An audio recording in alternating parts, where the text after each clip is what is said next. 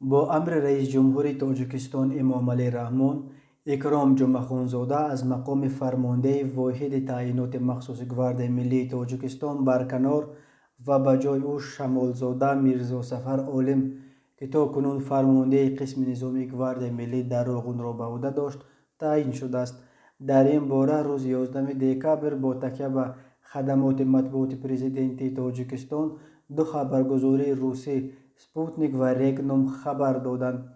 متن امروی پرزیدنت درباره تغییرات کادری در فرماندهی گواردی ملی هنوز رسما نشر نشده است، ولی بنا به اطلاع خبرگزاری سپوتنیک، اکرام جمعخانزاده به سبب به کار دیگر گذشتن از وظیفه فرماندهی واحدات تعیینات مخصوص برکنار شده است. درباره به کدام کار دیگر گذشتن جمعخانزاده نیز اطلاع دسترس نشده است. میرزا سفر شمالزاده تا کنون فرمانده قسم نظامی رقم 01558 بود که در شهر روغون در شرق تاجیکستان جایگیر شد. یکی از وظیفه‌های اساسیش تأمین امنیت نیروگاه روغون، یکی از مهمترین انشاءات استراتژی امروزه تاجیکستان است.